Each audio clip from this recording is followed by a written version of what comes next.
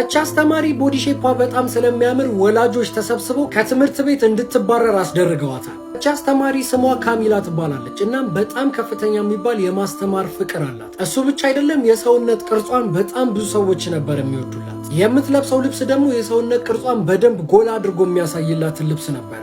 እናም ወላጆች በዚህ የተነሳ በጣም ነበር የሚናደዱት። ምክንያቱም ልጆቻቸው ከትምህርቱ የተነሳ እሷ ላይ ነበረ ትኩረት የሚያደርጉት። ተመልከቱ ይህ ልጅ ራሱ እንዴት ብሎ እንደሚያያት።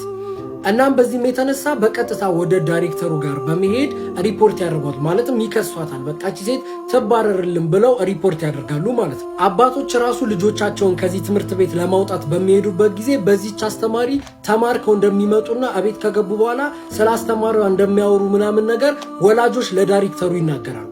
ዳይሬክተሩን በዚህ ሰዓት ምንም ማድረግ ስላልቻለ እቺን ሴት ያባራታል ማለት ነው። እሷም ግን በጣም ነበር የተናደደችው። ምክንያቱም በሰውነት ቅርጽ የተነሳ እንዴት እባረራለሁ ብላ በጣም ትናደዳለች።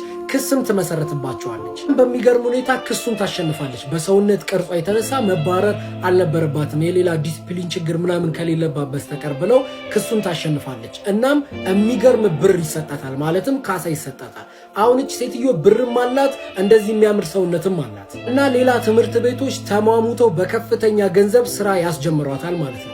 ስንቶቻችሁ ናችሁ የዚች ተማሪ መሆን የምትፈልጉት?